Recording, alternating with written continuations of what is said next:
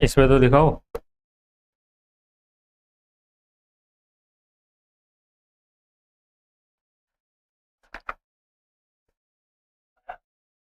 तो ये लाइट खोलो ना। ठीक है, लाइट की जरूरत ना रहे। रुकिए जरा।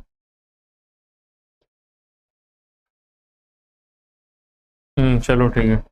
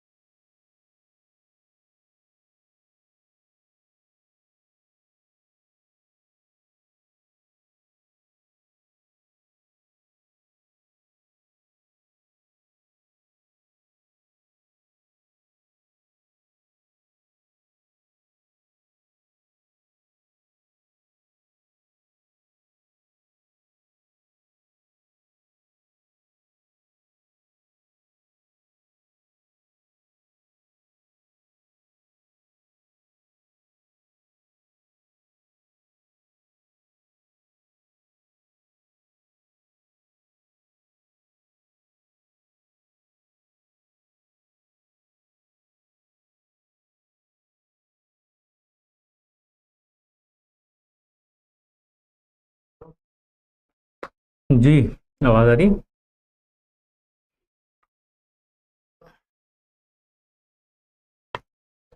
अस्सलाम वालेकुम वरहमतुल्लाहि वबरकातुह।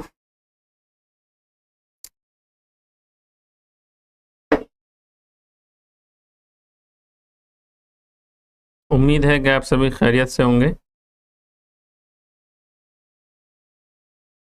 आज आपकी साइकोलॉजी की क्लास होनी थी, लेकिन किसी वजह से वो क्लास नहीं हो पाई है, इसलिए आज हम हिस्ट्री की क्लास कर रहे हैं। ठीक है,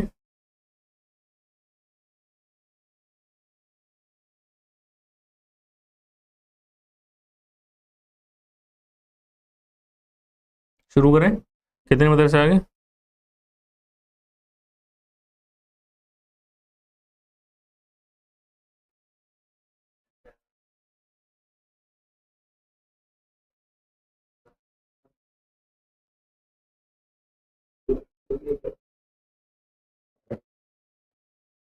जी, जो मदारिस ज्वाइन हो चुके हैं प्लीज़ अपना कैमरा ऑन कर लीजिए और क्लास के दौरान कैमरा ऑन ही रखिए।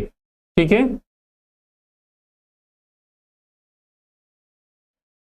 ठीक है, हम शुरू करते हैं। देखिए, हमारा चैप्टर चल रहा था, चैप्टर नंबर 12, जिसका नाम था इंतज़ामी निज़ाम और इदारे।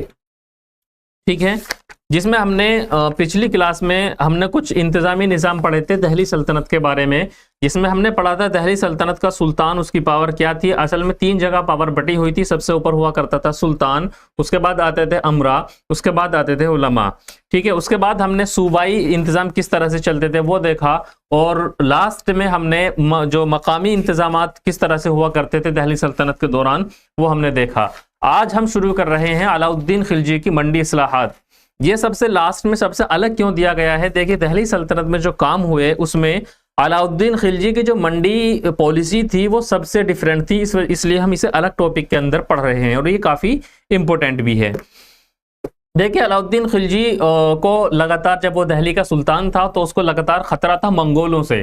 ठीक है, जो मंगोल्स थे उनके काफ़ी ज़्यादा हमले हो रहे थे उस टाइम आपका नॉर्दर्न इंडिया पर, कश्मीर और जो पंजाब का इलाका है वहाँ पर, सिंध के इलाके पर हमले हो रहे थे। तो उनसे बचने के लिए अलाउद्दीन खिलजी को एक बहुत बड़ी फौज की दरकार थी। ठीक है, अब उसी को कंट्रोल करने के लिए कि कैसे कम से कम कीमत में, कम से कम खर्चे में हम ज़्यादा से ज़्यादा बड़ी से बड़ी फौज रख सकें और उसके निज़ाम को चला सकें, इसीलिए, क्योंकि बड़ी फौज तो रख सकते थे लेकिन उससे क्या होता कि बादशाह का जो शाही खजाना था वो खाली हो सकता था। अब उसको भी कंट्रोल करना था अलाउद्दीन खिलजी को, तो उसने क्या किया, एक पूरी मार्केट पॉलिसी उसने अपनी अपनाई कि किस तरह से मार्केट पर कंट्रोल करना है। उसने क्या किया, सभी चीज़ों के दाम मुकर्रर कर दिए कि ये सरकारी दाम है, इससे ज़्यादा कीमत पर कोई भी सामान नहीं बेचेगा। और बाकायदा दहली के अंदर 3 मंडियां उसने शुरू की। एक थी अनाज मंडी जिसमें हर तरह का अनाज बिकता था और एक मुकर्रर कीमत पर बिकता था अनाज। दूसरी मंडी उसने शुरू की दिल्ली के अंदर ही, जो कपड़ा मंडी थी। ठीक है, कपड़े के साथ जितनी भी महंगी चीजें होती थी जैसे चीनी, घी वगैरह, वो सब उस मंडी में बिका करती थी और वो भी एक मुकर्रर कीमत पर बिका करती थी। तीसरी मंडी उसने दिल्ली के अंदर शुरू की जिसमें घोड़े और मवेशी और जो गुलाम वगैरह थे वो बिका करते थे उस मंडी में। ठीक है, और बाकायदा उसने मंडी के इंतजाम को अच्छी तरह से चलाने के लिए कुछ ऑफिसर्स, जिनके नाम भी यहाँ स्पेशल नाम दिए गए हैं, वो भी मुकर्रर किए कि अगर कोई कुछ गड़बड़ करता है तो फौरन सुल्तान तक इसकी खबर पहुंचाई जाए। ठीक है, तो बाकायदा खास एक मंडी के लिए एक ऑफिसर उसने अपना मुकर्रर किया था। तो इस तरह से ये उसकी पॉलिसी थी कि भाई जब महंगाई कम होगी, चीजों के दाम मुकर्रर होंगे, तो फौज रखना भी आसान होगा, कम कीमत पर फौज रखेंगे। ठीक है, और ज्यादा बड़ी फौज रख पाएंगे, उससे क्या होगा, जो बाहर से हमले हो रहे हैं उससे रियासत को बचाया जा सकता है। ठीक है, तो आइए पढ़ते हैं अलाउद्दीन खिलजी की मंडी इस्लाहात या मंडी पॉलिसी, मार्केट पॉलिसी क्या थी अलाउद्दीन खिलजी की। इसकी इंपॉर्टेंट है, ये नोट कर लीजिएगा, तो इसके बारे में आपको मालूम होनी चाहिए। अलाउद्दीन खिलजी की मंडी इस्लाहात इंतजामी और फौजी जरूरत पर मरकूज थी। देखिए, दो पॉइंट हैं क्यों इसने शुरू की, इंतजामी और फौजी जरूरत। अहद वस्ता के हुक्मरानों का मानना था कि जिंदगी की जरूरत खासतौर पर अनाज माकूल कीमतों पर आवाम को दस्तयाब होना चाहिए, लेकिन कुछ ही हुक्मरान इसमें कामयाब हुए और इनमें एक नाम था अलाउद्दीन का। ठीक है, जिसने कीमत कंट्रोल के मसले पर एक मुनज़्ज़म अंदाज में तवज्जो दी और काबिल लिहाज हद तक को पायदार रखने में बरकरार रहा, कीमत को पायदार रखा। ठीक है, माना जाता है कि ये बाजार कंट्रोल को एक इदारे की शक्ल इसने इसलिए दी क्योंकि दिल्ली पर मंगोल मुहासरे के बाद एक बड़ी फौज भर्ती करना चाहता था। अगर वो फौज पर काफी बड़े वसाइल सर्फ करता तो उसके सभी खजाने जल्द खाली हो सकते थे। कम कीमतों के साथ सुल्तान कम अखराजात के साथ एक बड़ी फौज भर्ती कर सकता था। मंडी इस्तिलाहात के लिए जो भी वजह रही हो, एक जामा इंतजामी बंदोबस्त इख्तियार किया गया था ताकि यकीनी बनाया जा सके कि मंडी कंट्रोल को सख्ती के साथ अपनाया जा रहा है। ठीक है, इतना याद रखेंगे कि मार्केट पॉलिसी क्यों लाया अलाउद्दीन खिलजी। दो वजह हैं, इंतजामी और फौजी जरूरत, कि कम से कम खर्चे में ज्यादा से ज्यादा बड़ी फौज वो रख सके। ठीक है, अनाज से लेकर कपड़े तक, गुलाम, मवेशियों वगैरह सभी अशिया की कीमतें अलाउद्दीन ने मुकर्रर कर दी थी। ये उसमें आपको पॉइंट्स लिखने होंगे। अगर आपसे पूछा जाए कि अलाउद्दीन की मार्केट पॉलिसी पर नोट लिखिए, तो उसमें आप ये नोट लिख सकते हैं पॉइंट्स। ठीक है, कि क्यों शुरू की ये पॉलिसी, और पहला ये कि इसमें क्या क्या उसने सभी चीजों के दाम मुकर्रर कर दिए। दिल्ली में 3 मंडियां कायम की। पहली मंडी अनाज के लिए थी, दूसरी कपड़ों और महंगे सामानों जैसे चीनी, घी, तेल, सूखे मेवे वगैरह के लिए, और तीसरी घोड़ों, गुलामों और मवेशियों के लिए। ठीक है, ग़िज़ाई कीमतों पर काबू रखने के लिए अलाउद्दीन ने न सिर्फ गांवों से ग़िज़ाई इजनास की रसद और अनाज ताजिरों के जरिए शहर तक नकल हमल को यकीनी बनाने की कोशिश की, बल्कि उसने शहरियों तक उसकी मुनासिब तकसीम को भी यकीन बनाया। बाकायदा अपने ऑफिसर उसने नियुक्त किए कि गांवों से अनाज लाया जाए मंडियों में और यहां से इसको तकसीम किया गया इस शहर में।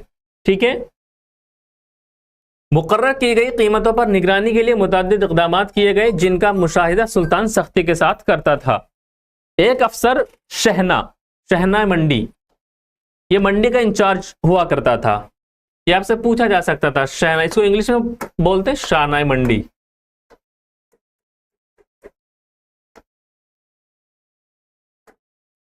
कि ये जो अफसर था अलाउद्दीन खिलजी का, इसका क्या काम था?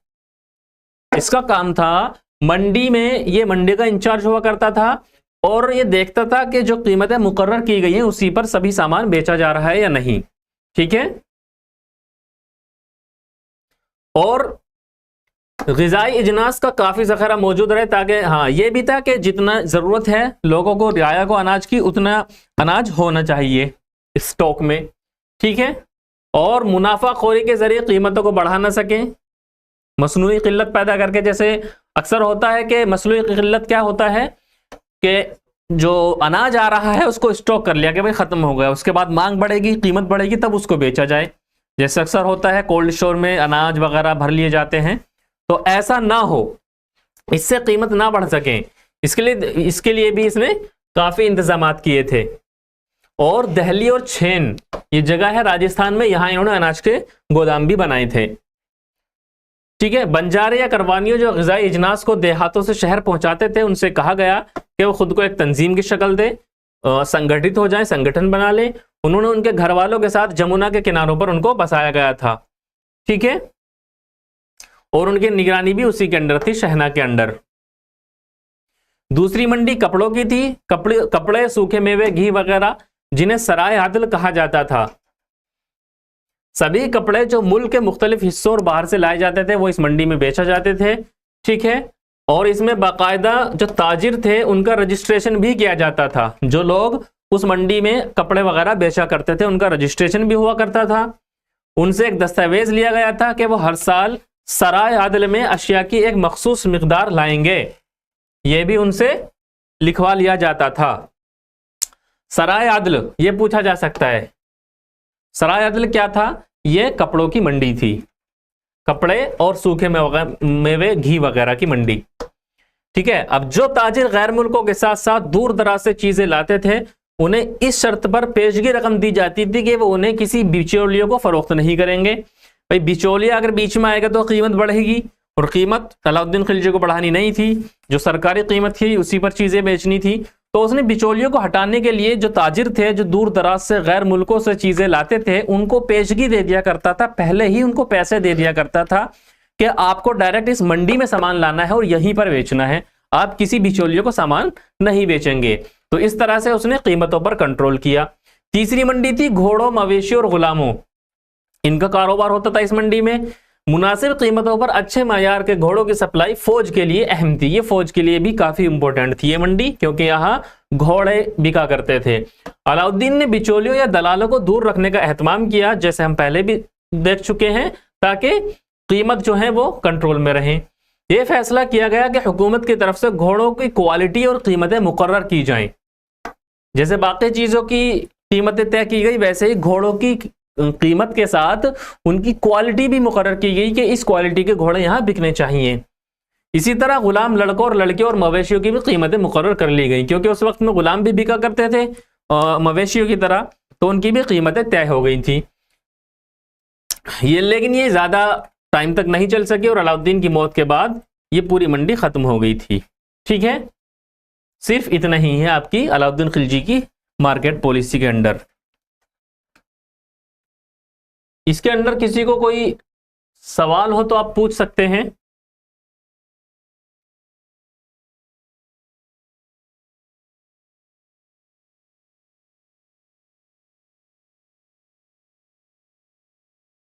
अलाउद्दीन की मार्केट पॉलिसी में कोई किसी को डाउट है?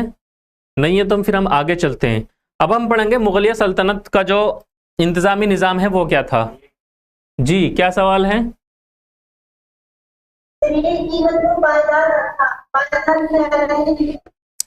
पायदार एक मुनासिब कीमत रखे, ना ज्यादा, मतलब ऐसा भी ना हो कि ताजिर को नुकसान हो, इतनी दूर से वो सामान ला रहा है, और ना ही जो सामान खरीद रहा है उसको भी नुकसान ना हो। ठीक है, एक मुनासिब कीमत रखी, लेकिन उसको फिर फिक्स कर दिया। चलिए आगे बढ़े। पिछली क्लास में हमने पूरा दहली सल्तनत का निजाम देख लिया था, किस तरह से दहली सल्तनत चल रही थी। अब देखते हैं हम दहली सल्तनत के बाद जो दूसरी सल्तनत यहां आती है, हुकूमत मुगलिया सल्तनत, इसकी देखते हैं। ठीक है, देखिए मुगल कब आए थे यहाँ? 1526 ईस्वी, आपको याद होगा पानीपत की पहली लड़ाई में मुगलों ने दहली सल्तनत और शेरशाह के इंतजामी निजाम की बहुत सी खुसूसियात को बरकरार रखा। इंतजामी निजाम में शेरशाह सूरी जो था इसका बहुत बड़ा रोल था। शेरशाह के मातहत परगना, गांवों का एक मजमुआ, आपने पहले भी पढ़ा था परगना किसको कहते थे? गांवों का एक मजमुआ, कई गांवों को मिलाकर एक परगना कहलाता था और उसका एक चौधरी हुआ करता था। सरकार परगनों का मजमुआ, और सरकारों के मजमुए किसी हद तक सूबे जैसा। जैसे आज हम देख सकते हैं, अगर हम बोलें जैसे सरकारों के मजमुए को इन्होंने बोला है सूबा। सरकार हम बोल सकते हैं जैसे डिस्ट्रिक्ट होते हैं, और परगना हम बोल सकते हैं तहसील। तहसील के अंदर गांव होते हैं, ठीक है। वैसे ही परगना के अंदर बहुत सारे गांव होते थे। फिर सरकार, सरकार के अंदर बहुत सारे परगने होते थे। जैसे एक जिले के अंदर बहुत सारी तहसीलें होती हैं, और फिर बहुत सारे जिलों को मिलकर एक सूबा बनता है। वैसे ही यहां बहुत सारे सरकारों को मिलाकर एक सूबा बना करता था। तो आप इसको अगर मुआवजा करें, परगना को हम बोल सकते हैं तहसील, सरकार को हम बोल सकते हैं जिला, और सरकारों को मिलाकर जो एरिया बनेगा उसको बोलते हैं सूबा, ठीक है। लेकिन हमें इस्तेलाहात ये याद रखनी है, परगना, सरकार और सरकारों का मजमुआ सूबा। इनके अलग अलग ऑफिसेज होते थे। मुगलों ने एक नई इलाकाई इकाई की बाज़ाब्ता तश्कील की, उन्हें सूबा कहा जाता था। सूबा की तश्कील किसने की? मुगलों ने। जागीर और मनसब निज़ाम, ये आप देखेंगे दो निज़ाम, दो इदारे हम कह सकते हैं, ये मुगलों के ज़माने में शुरू हुए। जागीरदारी और मनसबदारी, ये दो निज़ाम भी हम पढ़ने वाले हैं। चलिए अब देखते हैं मुगलिया सल्तनत का मरकजी इंतजामिया कैसा था। जैसे आपने देखा दिल्ली सल्तनत में सबसे ऊपर कौन हुआ करता था? सुल्तान। वैसे ही मुगलिया दौर में इसकी जगह ले ली थी बादशाह ने। जो सबसे बड़ा राजा हुआ करता था उसको बोलते थे बादशाह। दिल्ली सल्तनत में उसी को बोलते थे सुल्तान। बादशाह क्या है? इंतजामिया का आला तरीन सरबराह था और सभी फौजी अदालत इख्तियार पर कंट्रोल था। मुगल इंतजामिया के सभी अहदेदार अपने इख्तियारात और मुकाम के लिए बादशाह के मरहून मिन्नत थे। बादशाह को अपनी मर्जी से अहदेदारों की तकर्रुरी, उन्हें तरक्की देने हटाने का इख्तियार था। बादशाह पर किसी तरह का इदारा जाती या किसी सूरत का दबाव नहीं था। बेहतर तौर पर सल्तनत के कामकाज को अंजाम देने के लिए कुछ शोबों की तख्लीक की गई। अब वो शोबे हम आगे पढ़ेंगे। बिल्कुल सेम टू सेम आप समझ लीजिए। दिल्ली सल्तनत में आपने सुल्तान पढ़ा, वही पावर्स यहाँ बादशाह की थी। फौजी, अदालती इख्तियार, किसी को हटाना है, कोई नई तकर्रुरी देनी है, वो सब इख्तियार बादशाह के अंडर थे। ये किसी के दबाव में नहीं था। इसका जो हुक्म होगा वही कानून, ऐसा चला करता था उस वक्त में। जैसे आज के दौर में ऐसा नहीं है। जमहूरी हुकूमत है तो बाकायदा कानून बना जाते हैं पार्लियामेंट के अंडर, ठीक है। पूरी एक पार्लियामेंट बैठक बैठती है, उस पर बाकायदा कई महीनों तक सोचा जाता है, समझा जाता है क्या नुकसान होगा, क्या होगा। उसके बाद उसको कानून पास किया जाता है। अगर कानून आइन के मुताबिक नहीं होता है तो सुप्रीम कोर्ट में भी चला जाता है, वहां से भी वो रद्द हो सकता है अगर आइन के मुताबिक कानून नहीं बना है। तो उस वक्त में ऐसा नहीं था। ये फर्क है जमहूरी सरकार में और एक जो आप बोल सकते हैं बादशाही जो निजाम था उस वक्त में, कि यहां बादशाह सबसे ऊपर है, इसने जो बोल दिया वही कानून है, कोई उस पर चूंचा नहीं कर सकता, ठीक है। तो ये थी बादशाह की रैंक। इसके बाद कुछ शोबा के बारे में देख लेते हैं। दूसरे नंबर पर यहां आते हैं वकील और वजीर। इनकी क्या अहमियत थी ये देखिए। वजारत का इदारा या वकालत, क्योंकि दोनों का इस्तेमाल एक दूसरे के बदले किया जाता था। वकालत या वजारत, वकील या वजीर, ठीक है। दिल्ली सल्तनत में भी किसी ना किसी शक्ल में मौजूद था। दिल्ली सल्तनत में अगर हम देखें तो जो अमीर थे, ठीक है, या फिर जो वजारत थी, वो उन्हीं की शक्ल एक तरह से हम देख सकते हैं यहां मुगलिया सल्तनत में। दिल्ली सल्तनत में अफगान हुक्मरानों के दौर में वजीर की पहले की नुमाया हैसियत खत्म हो चुकी थी। मुगलों के मातहत ये हैसियत बहाल हुई। बाबर और हुमायूं के वजीरों को काफी इख्तियारात हासिल थे। वो दौर जिसमें बैरम खां 56 से 60 अकबर का मुतवल्ली था। बैरम खां आपको याद होगा जब अकबर 13 साल का था और उसको राजा बना दिया गया था, लेकिन 13 साल की उम्र में वो कामकाज नहीं संभाल सकता था, तो बैरम खां ने ये 4 साल कामकाज संभाला था। अकबर, राजा अकबर ही था लेकिन कामकाज बैरम खां देखता था। तो ये जो बैरम खां था ये वकील या फिर वजीर ही था जिसको बेइंतहा इख्तियारात इसको मिले थे, ठीक है। वजीर के इख्तियारात में कमी लाने के अकबर के पुख्ता इरादे के सबब बाद में चलकर उससे माली इख्तियारात सलब कर लिए गए। वजीर के इख्तियार के लिए ये एक बड़ा झटका था। पहले माली इख्तियारात वजीर के पास हुआ करते थे लेकिन अकबर ने वो उनसे छीन लिए, ठीक है। बादशाह के बाद दूसरा आपने देखा वजीर या फिर वकील, और तीसरा आता है फिर दीवाने कुल, तीसरा शोबा। ये कौन था? दीवाने कुल सदर दीवान था। वो मुहासिल और मालियात के लिए जिम्मेदार था। मुहासिल और मालियात जो टैक्सेस, जो लगान आम जनता से वसूल करने हैं, ये उसका दीवान हुआ करता था। ठीक है, जितनी भी तरह की रेवेन्यूज, जैसे आज के दौर में आप देख सकते हैं टैक्स, जीएसटी सरकार लेती है ना, जीएसटी, उस वक्त में भी जीएसटी यानी टैक्स चलते थे। किसानों से बाकायदा उसमें परसेंटेज मुकर्रर कर दी जाती थी कि अगर आपकी ज़मीन पर इतना अनाज उगता है, मान लिया 100 किलो अनाज उगता है, तो आपको कम से कम 10 किलो या 15 किलो अनाज सरकार को देना होगा या बादशाह के खजाने में पहुंचाना होगा। तो ये जो मालियाती और मुहासिल, इसका जो हिसाब किताब और देख रेख करता था, वो दीवान कुल हुआ करता था, वो शोभा। अकबर ने दीवान को मुहासिल के इख्तियार सौंप कर दीवान के ओहदे को मजबूती फराहम की। अब क्योंकि इतना सारा पैसा इसके लिए, इसके जरिए आ रहा है, तो उसकी अहदे की मजबूती तो होगी। दीवान सभी शोबों में सभी लेन देन और अदायगियों का मुआयना करता था, सूबाई दीवानों पर निगरानी रखता था, सभी किस्म के मुहासिल वसूल करना और बादशाह के अखराजात इसी के जिम्मे थे। मान लिया आज के दौर में हम बोल सकते हैं इनको फाइनेंशियल जो मिनिस्टर जो होता है, ठीक है, फाइनेंस मिनिस्टर, जो पूरे आमदनी खर्चा सबका हिसाब रखता है। तो उस वक्त में यह हुआ करता था दीवाने कुल। इसके बाद आते हैं मीर बख्शी। मीर बख्शी फौजी इंतजामिया से मुतालिक सभी मामलों की देखभाल करता था। अच्छा चलो, अब आपसे सवाल है, यहां आपने पढ़ा मीर बख्शी, यह कौन था? जो मुगलिया दौर के जो फौजी इंतजाम हो वो सब मीर बख्शी देखा करता था। अब मुझे आप बताइए, दिल्ली सल्तनत में जो फौजी इंतजाम देखता था उसको क्या बोलते थे? जल्दी बताइए, अनम्यूट करना किसी को। दिल्ली सल्तनत में जो फौजी इंतजाम देखता था, उस मनसब का या उस शोबे का क्या नाम था?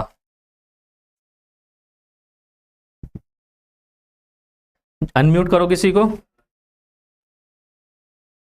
जल्दी बोलिए जल्दी।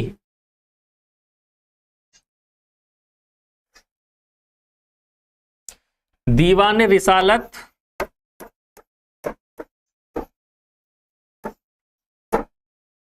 दीवान इंशा,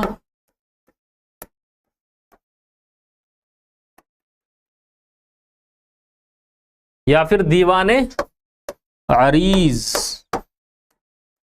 बताइए अगर आपको याद हो पिछली क्लास का कुछ। ये 3 डिपार्टमेंट स्पेशली हमने पढ़े थे, इनमें से कौन सा शोबा फौजी इंतजाम देखा करता था? लगाना इनको स्क्रीन पे। दीवाने रिसालत क्या था? जो कम्युनिकेशन देखा करता था, खत वगैरह भेजना है, ठीक है। और दीवाने इंशा क्या था? नहीं, दीवाने रिसालत था आपका जुडिशरी, अदलिया वगैरह, ठीक है। और दीवाने इंशा क्या था? मुरासलात से मुताल्लिक। और दीवाने अरीज क्या था? ये था फौजी इंतजाम वगैरह जो देखा करता था। ये ओबी से हटाओ इसे, ठीक है, चलो म्यूट कर दो इनको। तो वहां था दीवाने अरीज, और यहां है कौन? मीर बख्शी। मीर बख्शी फौजी इंतजामिया से मुताल्लिक सभी मामलों की देखभाल करता था। मनसबदारों के तकर्रुरी अहकामात और उनकी तनख्वाह के कागज पर तौसीक और मंजूरी, मुसलह शाही फौजी दस्ते और मनसबदारों की जंगी लवाजमात, ठीक है, ये सब मीर बख्शी देखा करता था। इनको आप याद रखिए, कौन सा डिपार्टमेंट क्या काम करता था, यही चीज, बस इस चैप्टर में यही चीजें याद रखनी है आपको। नेक्स्ट है सदरुस सुदूर। ये कौन थे? सदरुस सुदूर शोबा दीनियात का सरबराह था। कौन से शोबे का? दीनियात। इसकी खास जिम्मेदारी शरीयत के कवानीन का तहफ़्फ़ुज़ करना। सदर का दफ्तर मुजाज अफराद और मजहबी इदारों को वज़ाइफ और अलाउंस फराहम करता था। सदरुस सुदूर कौन था? कौन सा शोबा था? जो दीनियात से मुताल्लिक था, शरीयत के कवानीन के तहफ़्फ़ुज़ करना, जो मामलात सल्तनत में हो रहे हैं वो शरीयत के कवानीन के मुताबिक हो रहे हैं या नहीं, ये उनको देखा करते थे, ठीक है। और जो मजहबी इदारे, जो मदरसे या मसाजिद उस वक्त में थे, उनको जो तनख्वाहें दी जाती थी बादशाह की तरफ से, वो भी सदरुस सुदूर ही देखा करता था। इसके सबब अकबर के दौर हुकूमत के पहले 25 सालों तक यह ओहदा नफा बख्श बना हुआ था। अकबर के दौर हुकूमत के पहले 25 सालों तक नफा बख्श था। 1580 में महजर के निफाज के जरिए इसके इख्तियार को महदूद कर दिया गया। इसके मुताबिक मजहबी दानिश्वरों में मुतसादिम ख्यालात के सूरत में अकबर का नजरिया राइज किया जाता था। यह अहदेदारी मजहबी और कारखैर के मकासद के लिए एहतियात का भी ज़ाब्ता बनता था। मुहासिल से पाक एहतियात देने के लिए भी बाद में सदर के इख्तियार पर मुतअद्दिद पाबंदियाँ लगा दी गई। मुहतसिब अवामी अखलाकियात की जांच पड़ताल की तकर्रुरी अखलाकियात के उसूलों के अवामी तामील को यकीन बनाने के लिए की गई थी। वो औज़ान और पैमाइश का मुआयना भी करता था और मुनासिब कीमत। अच्छा देखिए, यहाँ बोला गया है अकबर के शुरू के 25 सालों में ये जो डिपार्टमेंट था काफ़ी ज़्यादा उरूज पर था, नफ़ा बख्श था। बाद में क्या हुआ आप पढ़ेंगे, जब अकबर की पूरी जब डिटेल से पढ़ेंगे अकबर को, अकबर का नज़रिया थोड़ा यहाँ चेंज हुआ। उसने बाकायदा एक नया धर्म भी चलाया था दीन इलाही के नाम से। तो उसने इस डिपार्टमेंट को थोड़ा पीछे ढकेला और इसकी पावर यहाँ कम की। इसमें खास तौर से कौन थे? उलमा लोग थे। तो उनसे अकबर की फिर नहीं बनती थी उस वक्त में, इसलिए इसको पीछे हटाया गया और दूसरे जो शोबे थे उनको ज्यादा तवज्जो दी गई। मीर समन नेक्स्ट लास्ट वाला, ये शाही कारखानों का अफसर इंचार्ज था और हर तरह की खरीदारियों और शाही घर के लिए उनके जखीरे का जिम्मेदार था। शाही घर के इस्तेमाल के लिए मुख्तलिफ अशिया को तैयारी की इसकी निगरानी में होते थे। ये कौन था? ये कारखानों का एक अफसर था। ठीक है, इतना याद रखेंगे। कौन कौन से शोबे हो गए? मीर सबन कारखानों का अफसर और इंचार्ज, सदर सुदूर जो दीनियात और मजहबी उमूर से मुतालिक जो शोबा था उसका सदर सदर सुदूर, मीर बख्शी फौजी मामलात से मुतालिक जितने भी मामले थे ये देखता था। इसके बाद आते हैं दीवान कुल, ये कौन था? सदर दीवान था। जितने भी फाइनेंशियल काम थे, आमदनी खर्चा वगैरह मालियात से मुतालिक सभी काम दीवान कुल देखता था। और फिर था वकील या वजीर जो बाकायदा एक तरह से डायरेक्ट राजा के बाद जो दूसरी पावर थी वो वजीर की हुआ करती थी। ठीक है, और इसके अंदर सभी जो दीवाने कुल वगैरह जितने भी शोबे थे वो वजीर के अंदर देखे जाते थे। ठीक है, डिपार्टमेंट देख लिया हमने। अब चलते हैं सूबाई इंतजाम पर। ये सब डिपार्टमेंट कहाँ के थे? ये सब थे मरकजी इंतजामिया, जो मरकजी सरकार थी यानी दिल्ली की उस वक्त में सरकार थी, बादशाह यहीं रहता था, तो उस वक्त का ये मरकजी इंतजामिया था। अब चलते हैं सूबाई पर। मुगल सल्तनत को अकबर के जरिए 12 सूबों में तकसीम किया गया था। मुगल सल्तनत अकबर के दौर में कितने सूबों में बटी हुई थी? 12। कितने सूबे थे? 12 सूबे थे। ठीक है, ये सूबे इलाहाबाद, आगरा, अवध, अजमेर, अहमदाबाद, बिहार, बंगाल, दिल्ली, काबुल, लाहौर, मालवा और मुल्तान थे। 12 सूबों के नाम भी दे दिए अकबर के दौर में। कौन से 12 सूबे थे? इलाहाबाद। इससे आपको एक एरिया पता चल जाएगा कि कहां तक हुकूमत थी अकबर की। इलाहाबाद यूपी में आ गया। आगरा ये भी बड़ा जिला सूबा था उस वक्त में, इलाहाबाद, आगरा यूपी में। अवध जो यूपी का सेंट्रल इलाका है उसको अवध बोला जाता है। अजमेर आप पहुंच गए राजस्थान में, अहमदाबाद आ गए आप गुजरात में, बिहार में आप पहुंच गए, बंगाल में पूरा सूबा था, दिल्ली एक पूरा सूबा था। काबुल पहुंच गए आप अफगानिस्तान, लाहौर आ गए आप पाकिस्तान में, मालवा और मुल्तान ये सब नॉर्थ ईस्ट इधर वेस्ट के इलाके हैं, पाकिस्तान इलाका। ठीक है, तो यहां तक इसकी पूरी हुकूमत हुआ करती थी और ये 12 सूबे हुआ करते थे। बाद में अहमदनगर बाद में क्योंकि साउथ में इन्होंने लड़ाइयां लड़ी थी और साउथ के इलाके अपनी हुकूमत में शामिल किए थे, तो अहमदनगर, बरार और खानदेश भी शामिल हुए। मुगल सल्तनत की तोसी के साथ सूबों की तादाद भी बढ़कर 20 हो गई। अब देखिए इसका इंतजाम कैसा होता था सूबों का। हर सूबे का एक सूबेदार या सूबाई गवर्नर होता था। जैसे गवर्नर होता था दिल्ली सल्तनत में, वैसे ही यहां उसे या तो सूबेदार बोला जाता था या फिर गवर्नर, जिसकी बराह रास्त तकर्रुरी बादशाह के जरिए की जाती थी। जैसे आज के दौर में जो एक सूबा होता है उसका जो गवर्नर होता है उसकी तकर्रुरी डायरेक्ट जो सदर जमहूरिया है राष्ट्रपति उनके जरिए की जाती है, वैसे ही यहाँ बादशाह डायरेक्ट तकर्रुरी करता था एक सूबेदार की। सूबेदार का सरबराह, सूबेदार सूबे का सरबराह था और आम अमन और अमान को बरकरार रखने का जिम्मेदार था। ठीक है, वो ज़राअत, तिजारत, कॉमर्स की हौसला अफजाई करता था और रियासत के मुहासिल को बढ़ाने के इक़दाम करता था। उसे बगावत को कुचलने और फौजी महमात के लिए फौज मुहैया करने की जिम्मेदारी भी दी गई थी। ठीक है, सूबेदार कौन था? सूबे का हेड था और ये सारे काम उसके अंडर में थे। अमन अमान कायम करना है और जी तिजारत और कॉमर्स को बढ़ावा देना है, मुहासिल जो टैक्स वगैरह वसूलने हैं, और कोई भी फौजी बगावत होती है तो उसे कुचलना है। फिर सूबे में जो मुहासिल जो टैक्स वगैरह ले रहा है उसके सदर को बोला जा, कौन सरबराह कौन था उसका? दीवान।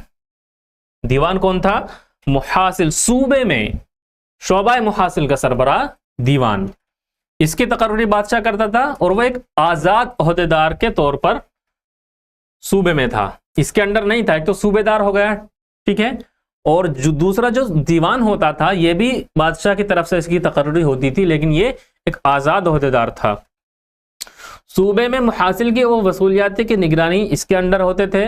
इससे इलाके को काश्तकारी के तहत लाए जाने वाले इलाकों में इजाफे की तवक्को की जाती थी कि मतलब इसको बढ़ावा देगा ज़्यादा से, जब तो जो काश्तकारी है उसमें बढ़ावा होगा तभी तो ज़्यादा से ज़्यादा टैक्स वसूल कर पाएगा ये। ठीक है, बहुत से मामलों में पेशगी कर्ज किसानों को उसके दफ्तर से दिया जाता था। ठीक है, दीवान हो गया। एक तो देखो सूबे के जो ओहदे हैं वो याद करते चलिए, सूबेदार, उसके बाद हो गया दीवान जो टैक्स वगैरह वसूलता था, फिर आ गया बख्शी। बख्शी याद है ना, मीर बख्शी कौन था? सेंट्रल में मरकजी इंतजामिया में हमने मीर बख्शी देखा, फौज का जिम्मेदार। सूबे में भी सिर्फ उसको बोलेंगे बख्शी, वही काम था जो मरकज में मीर बख्शी का था। ठीक है, उसी की सिफारिश पर शाही दरबार के जरिए इसकी तकर्री की जाती थी। मनसबदारों के जरिए रखे गए घोड़ों फौजियों की जांच और मुआयना करने की जिम्मेदारी इनकी थी। मतलब जो फौजी से मुतालिक जितनी भी चीजें थी वो बख्शी की थी। ठीक है,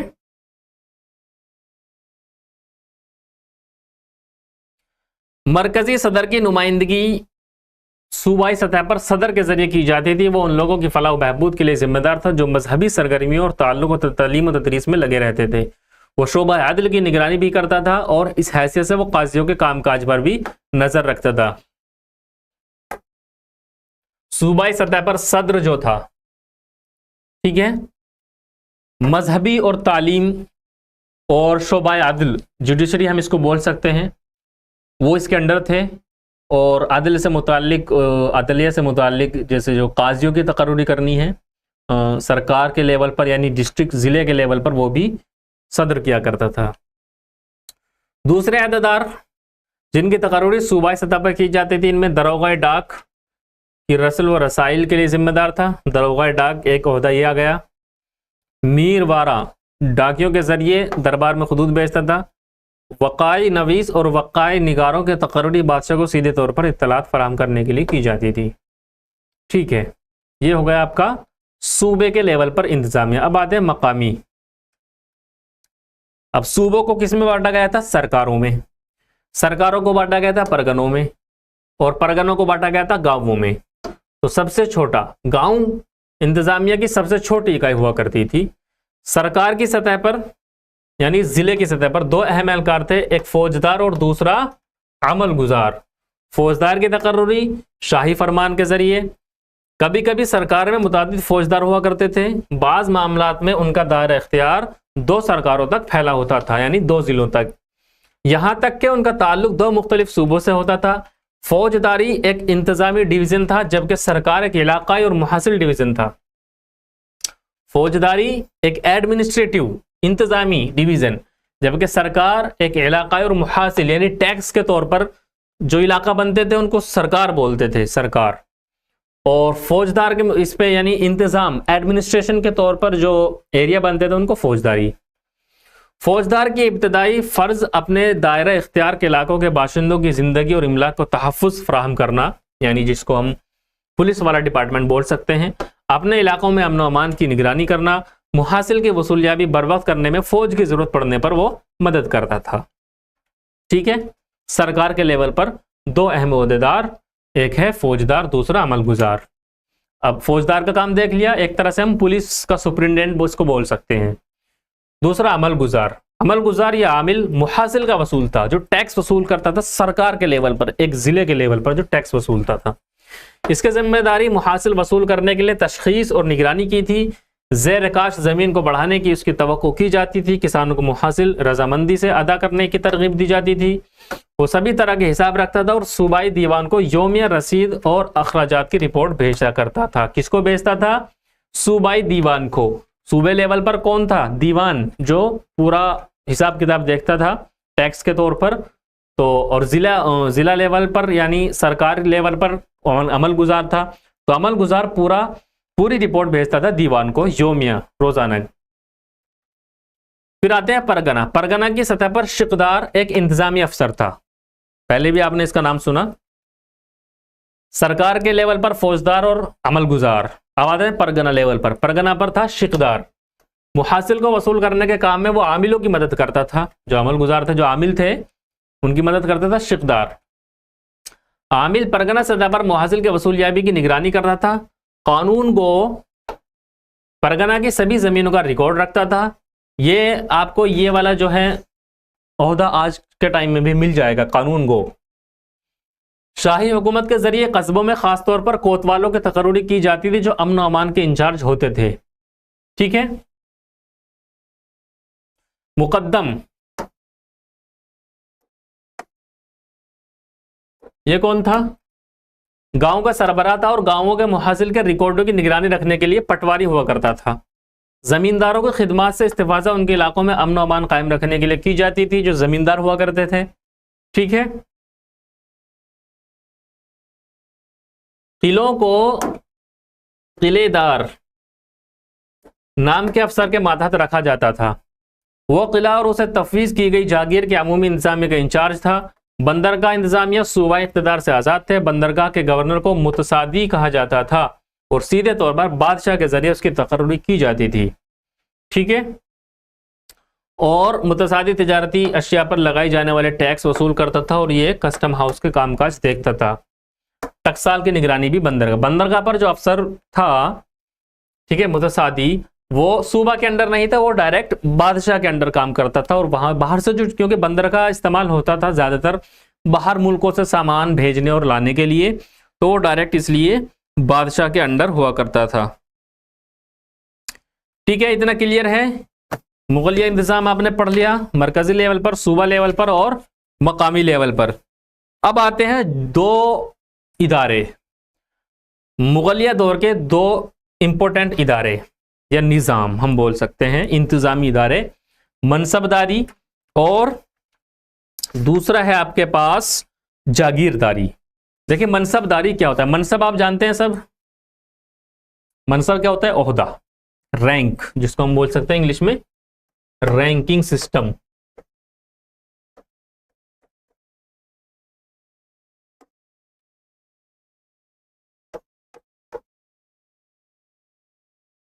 ठीक है। मनसबदारी निजाम क्या था? हिंदुस्तान में मुगलों के मातहत मनसब और जागीर निजाम का इर्तिका वक्त के साथ साथ हुआ, यानी एक साथ शुरू नहीं हुआ। मनसबदारी एक मुनफरिद निजाम था जिसका इख्तरा हिंदुस्तान में मुगलों के जरिए किया गया था। मनसबदारी निजाम का इर्तिका कुछ तब्दील और तरमीम के साथ अकबर के जरिए किया गया 1571 ईस्वी। मुगलों के मातहत सिविल और फौजी इंतजामिया की बुनियाद यही निजाम था। चलिए मैं इसको आपको शॉर्ट में समझाता हूं।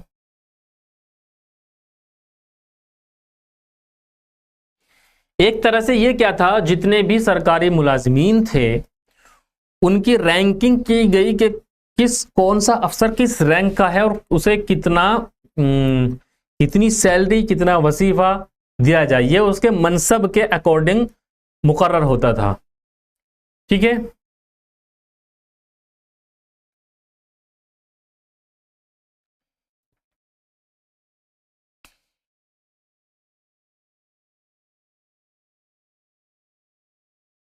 ये देखिए मनसबदार कौन हुआ करते थे?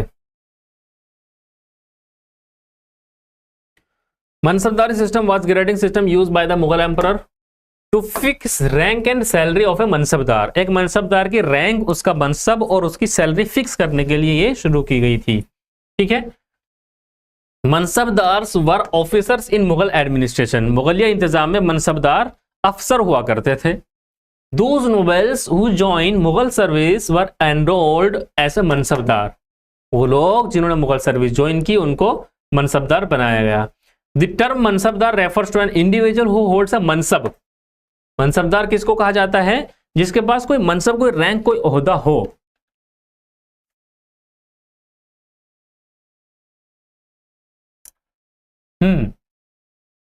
किसी फर्द को जैसे मनसब की जिम्मेदारी दी गई थी, उसकी सरकारी दर्जाबंदी और तनख्वाह दोनों को ही मुकर्रर कर दिया गया था।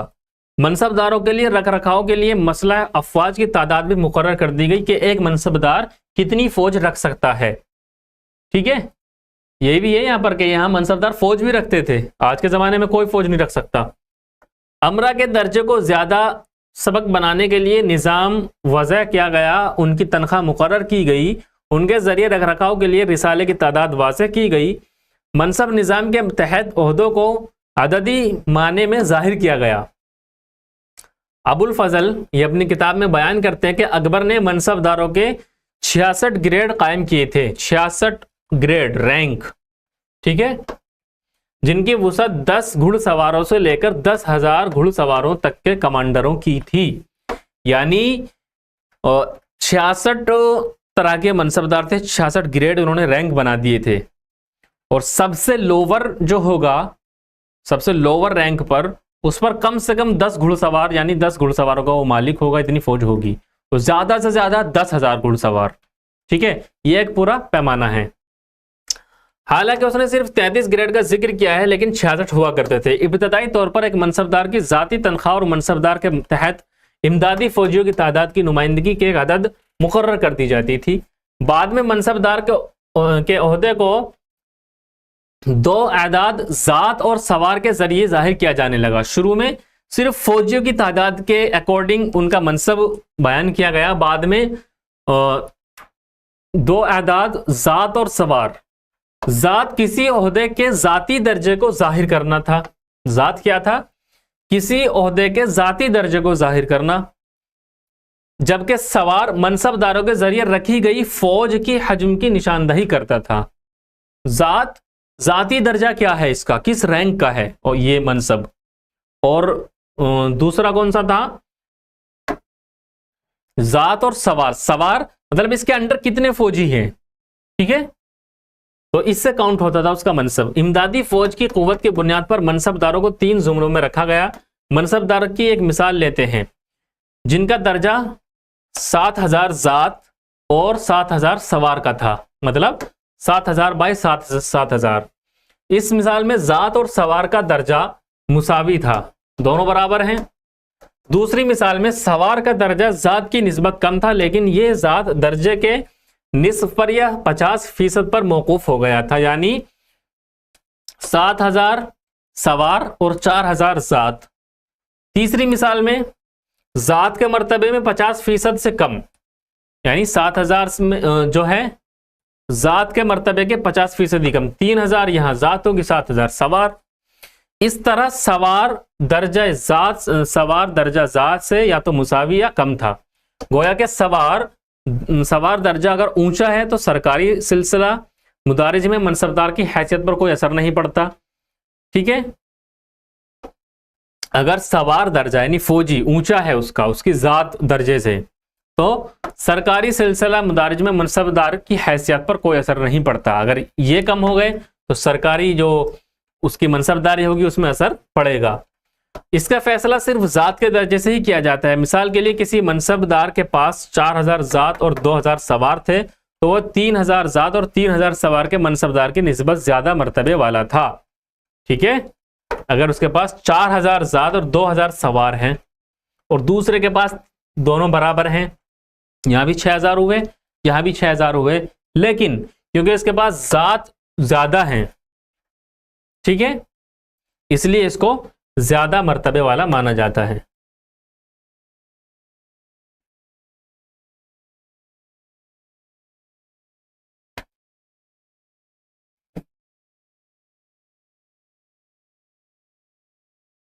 चलिए,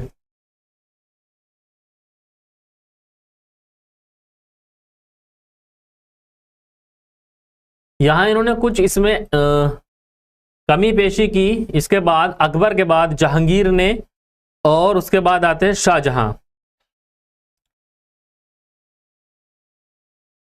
इन्होंने क्या किया, शाहजहां ने जमा और हासिल यानी आमदनी और खर्च के दरमियान खिला की तलाफी के लिए मनसबदारी निज़ाम की माहाना शरह की शुरुआत की।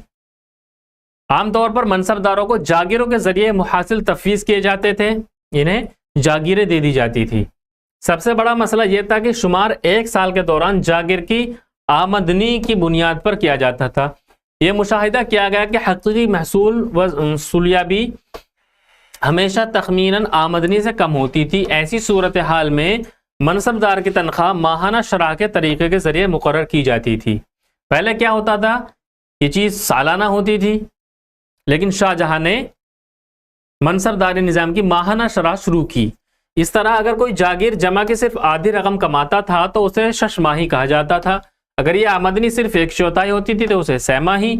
माहाना शरह का निफाज नकद तनख्वाहों पर होता था। मंजूर शुदा तनख्वाह से कटौतियां भी की जाती थी। शाहजहां के दौर हुकूमत में मनसबदारों को सवार दर्जे की मंजूर शुदा कुव्वत 1/3 या 5वां हिस्सा के रखरखाव की इजाजत थी, जो सवार दर्जे के लिए रखरखाव की रकम पर उनके दावे में किस तरह की कमी के बगैर होता था। ठीक है, बाद में जितनी भी इन्हें फैसिलिटी दी गई, मनसबदारों को जागीरें दी गई, बाद के बादशाहों यानी औरंगजेब, शाहजहां, जहांगीर, इन्होंने इसमें कटौती करते चले गए। ठीक है, यह था आपका मनसबदारी सिस्टम।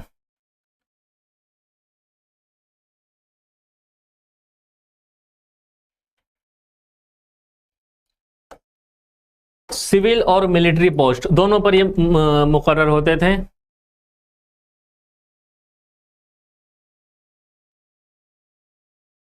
देखिए, अकबर के दौर में तकरीबन 1800 मनसबदार थे, और जबकि औरंगजेब लास्ट में सबसे जो ताकतवर बादशाह है मुगल में, औरंगजेब ही है सबसे लास्ट। औरंगजेब के वक्त में इन मनसबदारों की मिक़दार ये हो गई थी तादाद 14,500। ठीक है,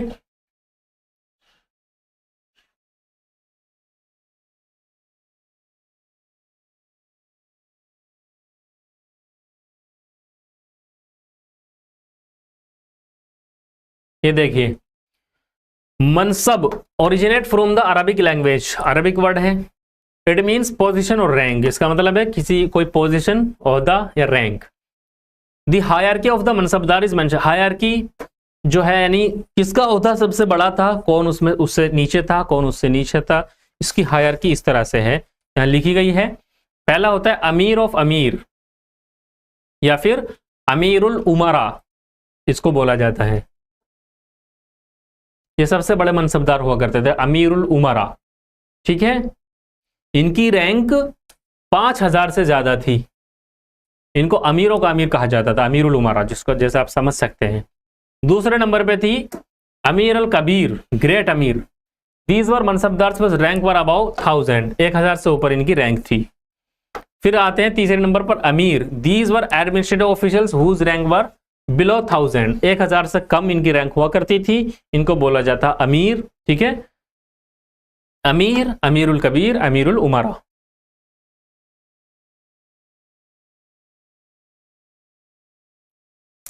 हाईएस्ट रैंक, सबसे ज्यादा रैंक किसी भी सूबे मनसबदार की हो सकती थी 10,000, और सबसे कम 10। ठीक है, अगर डिटेल में आपको पढ़ना है तो इंशाल्लाह हम इसको और भी डिटेल में पढ़ा सकते हैं, लेकिन फिलहाल हम चलते हैं नेक्स्ट निज़ाम पर, और वो है जागीरदारी निज़ाम।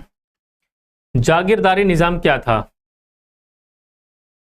रियासत के तय उमरा की खिदमात के सिलसिले में उनके लिए मखसूस इलाके मुहासिल के तफवीज़ का निज़ाम मुगलों के तहत भी जारी रहा। ठीक है, अमीरों को जागीरें दी गई मुगलों के दौर में भी, जैसे ये चीज़ आपने दिल्ली सल्तनत में भी देखा था, सल्तनत दौर में भी। ठीक है, जैसे अमीरों को वो जगह दे दिया करते थे कि भाई आप यहाँ से टैक्स वसूलिए, फौज रखिए। ठीक है, एक तरह से उन्हें जागीर दे दी जाती थी, और वो वहाँ से पूरा टैक्स भी वसूलते थे, अपनी हुक्मरानी करते थे, और फौज भी रखते थे। ठीक है, उसी को बोला जाता है जागीरदारी। मुगलों के मातहत ये नाम फिर यहाँ से शुरू होता है, वहाँ अमीरों को दी जाती थी वो चीज़, लेकिन निज़ाम यहाँ भी रहा। इसका नाम मुगलिया दौर में मुगलों के मातहत जो इलाके तफवीज किए जाते थे उन्हें आमतौर पर जागीर और उसे पाने वालों को जागीरदार कहा जाता था। जो इलाके अमीरों को तफवीज किए जाते थे, उनको दिए जाते थे, उसको जागीर और उसको पाने वाले को जागीरदार कहा जाता था। जागीरदार निज़ाम मनसबदारी निज़ाम का एक लाजमी जुज़ू है जिसको अकबर के मातहत फ़रोग़ दिया गया था, बाद में तब्दीली हुई। ठीक है, अकबर के दौर में सभी क़त्ता ज़मीन को मोटे तौर पर दो ज़ुमरे खालसा और जागीर, दो तरह की ज़मीनों में बांटा गया। पहली किस्म से मुहासिल शाही खजाने को जाता था, ठीक है, और ये उन जागीरों से मौसूल होता था जो नकद तनख्वाह के बदले में जागीरदारों को तफवीज़ की जाती थी।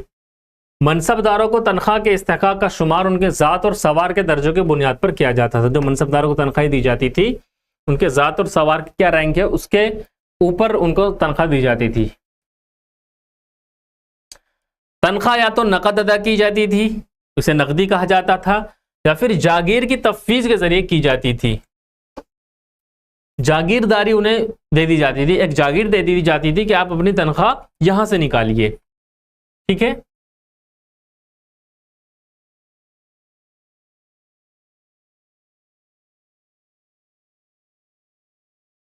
ये देखिए, अब वो वहां से टैक्स तो वसूल रहे हैं, लेकिन अगर जमा रकम जो एक जागीर से उन्होंने इकट्ठी की उसकी तनख्वाह के दावे से ज्यादा होती थी तो उसे मरकजी खजाने में बकाया जमा करना होता था।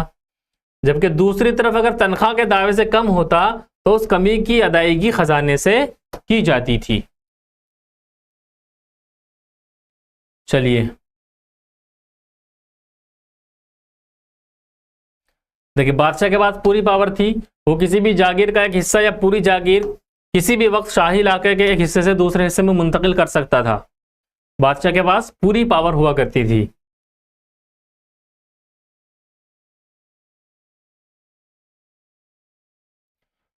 यहां जो है खालसा और जागीर दो तरह की जमीन थी। अकबर के दौर में खालसा कुल मुहासिल का सिर्फ 5% था, जहांगीर के ज़माने में 10% था, जबकि शाहजहां के दौर में इसमें से 9 से 15% तक के दरमियान बदलता रहा। ठीक है, जो वहां से मुहासिल इकट्ठा होता था। औरंगजेब के टाइम पर खालसा पर दबाव कुछ ज़्यादा हो गया था, क्योंकि मनसबदारों की तादाद में इजाफे के साथ जागीर के लिए दावेदारों की तादाद बढ़ गई थी।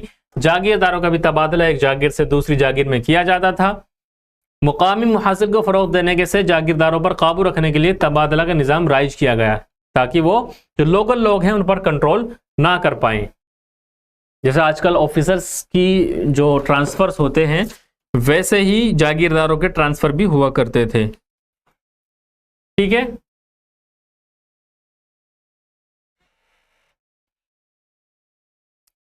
जागीरों की भी अलग अलग किस्म थी।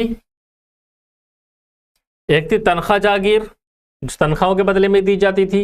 मशरूत जागीर, ये शराइत की बुनियाद पर दी जाती थी। वतन जागीर, ये ज़मींदार या राजाओं को उनकी मुकामी अमलदारी में तफवीज़ में दी जाती थी। अल्तमगा जागीर, ये मुस्लिम उमरा को उनकी आबाई कस्बों या मकाम में पैदाइश में दी जाती थी। ठीक है, ये हो गए सब आपके टाइप्स ऑफ जागीर: तनख्वाह जागीर, मशरूत जागीर, वतन जागीर और अल्तमगा जागीर।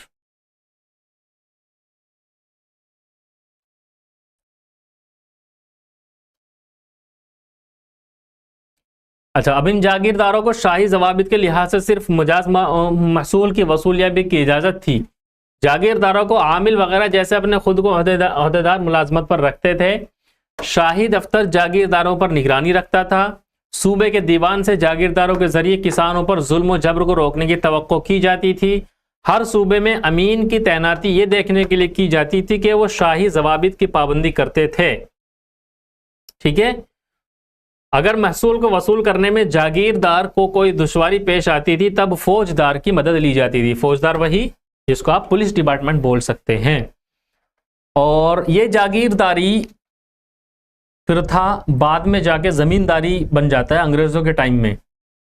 ठीक है, यहाँ तो बादशाह बाकायदा किसी भी एक मनसबदार को पूरी की पूरी कई कई गांव दे दिया करते थे मनसबदारी में, ज़मीन इसमें जागीरदारी में, कि ये आपकी जागीर है, आप यहाँ से टैक्स वसूलिए और फौज रखिए, अपना वो चलाइए। और यहाँ बाकायदा जब जागीरें दी जाती थी तो उसको कंट्रोल करने के लिए भी ऑफिसर्स या अफसर की तैनाती होती थी बाकायदा शाही दफ्तर की तरफ से, ठीक है, जिनमें एक था अमीन। हर सूबे में एक अमीन की तैनाती होती थी। और अगर जागीरदार को कोई परेशानी आती है तो वो फिर फौजदार की मदद लेता था। यहां आपकी ये दोनों चीजें खत्म होती है, मनसबदारी और जागीरदारी। लास्ट में एक छोटा सा टॉपिक बचता है मराठों का, क्योंकि उस दौर में मराठों का भी उरूज हुआ था मुगलों के साथ ही। मुगलों से काफ़ी लड़ाइयाँ हुई इनकी, तो इनका भी निज़ाम हम थोड़ा सा देख लेते हैं। जो पॉइंट्स इंपॉर्टेंट है वो जान लेते हैं, कौन कौन से ओहदे मराठा इंतज़ाम में इंपॉर्टेंट थे, ठीक है। देखिए यहाँ एक लाइन लिखी गई है, मराठों के इंतज़ामी निज़ाम पर मुगलों और दक्कनी रियासतों के इंतज़ामी निज़ाम का बहुत ज़्यादा असर पड़ा। यानी उन्हीं से इन्होंने इंस्पिरेशन ली, मुगलों से और जो साउथ के जो निज़ाम थे, ठीक है। सबसे पहले मरकज में कौन था? राजा। जैसे आपने पढ़ा बादशाह और सुल्तान, वैसे ही मराठा में था राजा, ठीक है। 8 शोबों में तकसीम किया गया था, जिसकी सरबराही वज़रा करते थे, जिनको कभी कभी अष्टप्रधान कहा जाता था। मराठी हुकूमत में मरकजी इंतजामिया में 8 शोबे थे, जिनको कौन रोल करता था? जिनकी सरबराही 8 वजीर करते थे, जिनको क्या कहते थे? अष्टप्रधान। ये हिंदी का लफ्ज है अष्टप्रधान, 8 प्रधान, 8 वजीर, ठीक है। 8 वज़रा कौन थे ये देखिए, थोड़े हिंदी वर्ड आएंगे क्योंकि ये तो आप पढ़ रहे हैं मराठा इंतजामिया। 8 वज़रा थे। पेशवा कौन था? जो मालियात और आम इंतजामिया की देखभाल करता था। सरनौबत जो सेनापति था। मजूमदार जो हिसाब किताब देखता था। वक़ाई नवीस जो खबर रिसानी या डाक। सरनवीस जो सरकारी मुरासलत देखता था। दबीर गैर मुल्की उमूर का निगरां। न्यायाधीश अदलिया का निगरां। पंडित राव ये कौन था? मजहबी मामलात देखने वाला, ठीक है। अष्टप्रधान याद रखिएगा, इसका क्या काम है याद रखिएगा। पेशवा मालियात, सरनौबत सेनापति, मजूमदार हिसाब करने वाला, और वक़ाई नवीस जो खबर रिसानी वगैरह, और डाक। सरनवीस या चिटिन्स बोला जाता था इसको, जो मुरासलत देखता था, सरकारी मुरासलत। दबीर गैर मुल्की उमूर का निगरां। न्यायाधीश अदलिया जज वगैरह। और पंडित राव जो मजहबी मामला देखा करता था, ठीक है। अष्टप्रधान आपसे पूछा जा सकता है अष्टप्रधान कौन थे, इनके पदों के नाम लिखिए, ठीक है।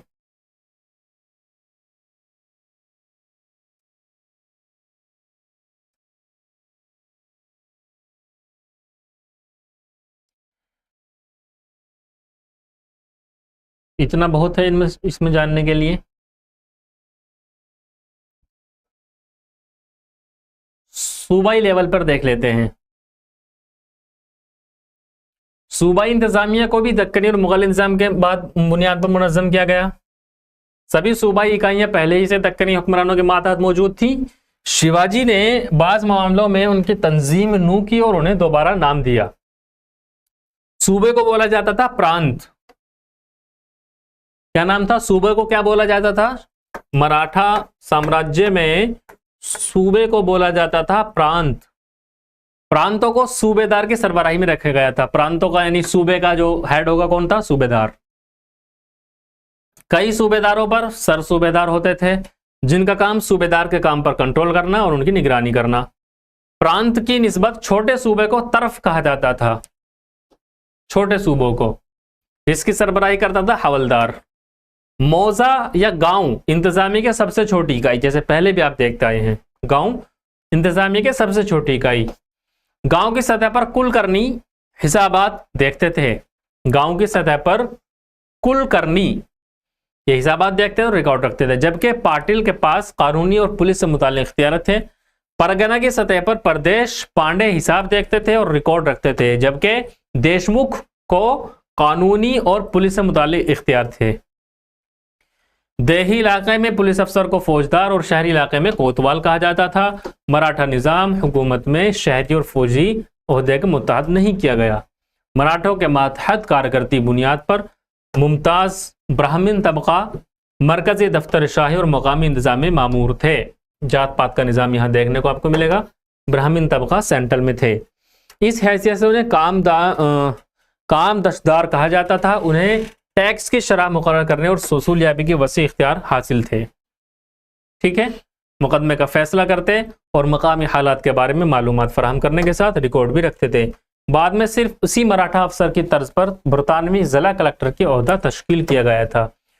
मराठा अफसर जो ये था आपका काम दशदार, इसी को देखकर अंग्रेजी अफसर की तर्ज पर ब्रिटेन में जो जिला कलेक्टर बनाया गया ब्रिटिश एम्पायर के दौरान, जब यहाँ ईस्ट इंडिया कंपनी थी, इसी को देखकर वो बनाया गया था। ठीक है, यहां आपका ये चैप्टर कंप्लीट होता है। आप में से किसी का कोई सवाल हो तो आप पूछ सकते हैं। ठीक है, अगर कोई प्रॉब्लम हो, कोई दिक्कत परेशानी,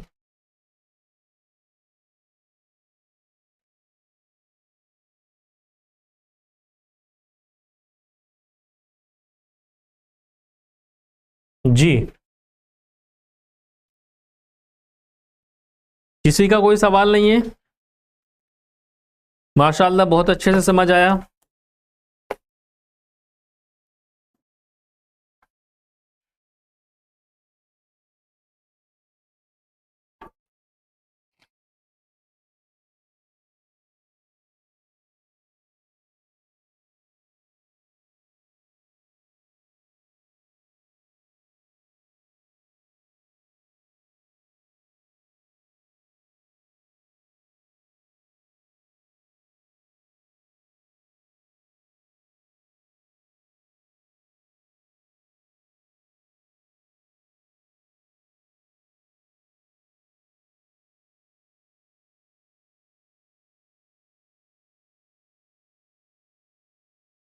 जी देखिएगा, किसी को कोई सवाल है?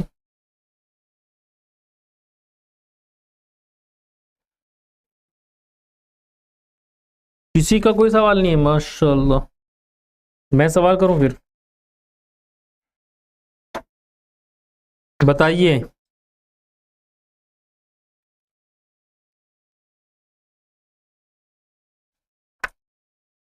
चहलगान कौन थे? किसको कहा जाता था चहलगान? कौन बताएगा?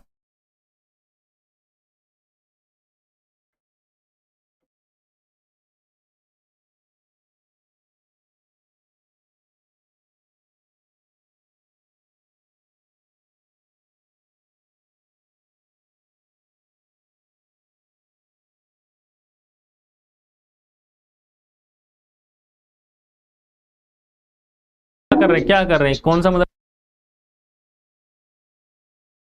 इनको अनम्यूट कीजिए।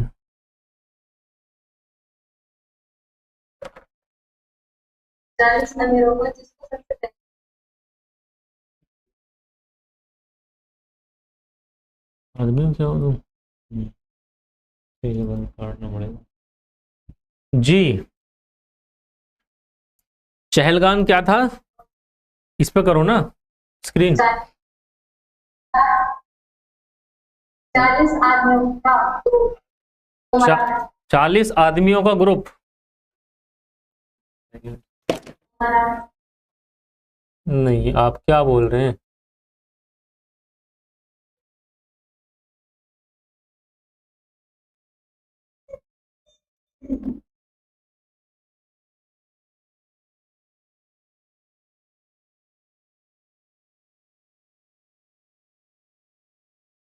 जी क्या बोला? 40?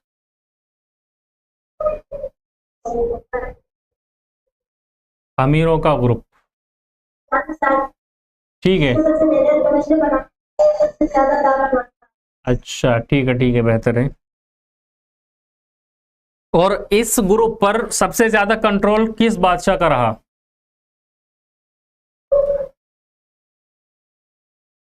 वो बादशाह पहले इसी ग्रुप का मेंबर था, क्या नाम था उसका? बलबन, बहुत बेहतर, ठीक है। अच्छा, अब ये बताइए, अलाउद्दीन खिलजी जो थे, उसकी मार्केट पॉलिसी क्या थी, उसके बारे में थोड़ा सा बताइए। अलाउद्दीन की मार्केट पॉलिसी, जल्दी है तो आपको रट जाना चाहिए।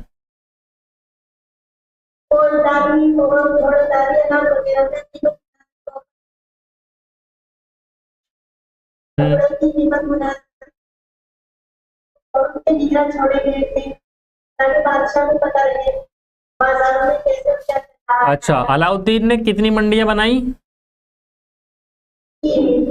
3। कहां पर बनाई है तीनों मंडियां? दिल्ली में। अलाउद्दीन खिलजी कहां पर रहता था भाई? दिल्ली में रहता था, यहीं बनाएगा, अल्लाह के बंदू, इतना समझ जाओ। तो 3 मंडियां बनाई, कौन कौन सी? कपड़ा मंडी, घोड़ा मंडी, अनाज मंडी। हाँ, सबसे पहले बोलेंगे अनाज मंडी, जिसमें सब तरह का अनाज बिकता है। दूसरा बोलेंगे आप कपड़ा और दूसरी कीमती चीजें, जैसे घी, चीनी, दाल, ठीक है, ऐसी चीजें। और तीसरी थी घोड़ा, मवेशी और गुलाम, जहां बिका करते थे, ठीक है। अच्छा, ये बताइए, इसको मार्केट पॉलिसी लाने की जरूरत क्यों पड़ी अलाउद्दीन खिलजी को? ये बाजार पर कंट्रोल क्यों किया अलाउद्दीन खिलजी ने? पैसे कम थे क्या उसको, उसके पास? देखिए, इसको जरूरत इसलिए पड़ी, इसको कीमतें तय करनी थी और एक बड़ी फौज रखनी थी कम खर्चे के अंदर, ठीक है। कम से कम खर्चे में बड़ी से बड़ी फौज रखने के लिए इसने मार्केट पॉलिसी अपनाई और कीमतों पर और महंगाई पर कंट्रोल किया। चलिए, बहुत बेहतर। परगना किसे कहते हैं? परगना,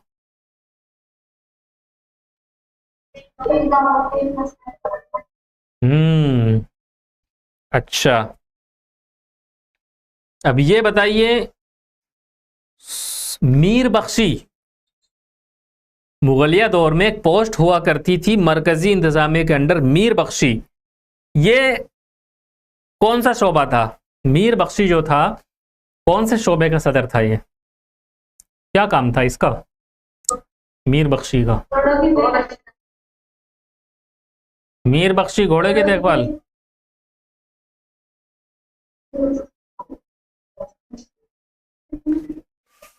ऐसा मत करो भाई, लिखते चला करो। इन्हें मीर बख्शी था फौजी इंतजामिया। सदरुस सुदूर कौन था? सदरुस सुदूर,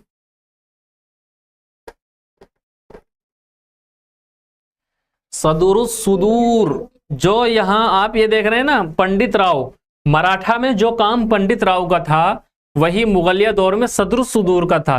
मजहबी मामलात देखना, ठीक है, मजहबी मामलात।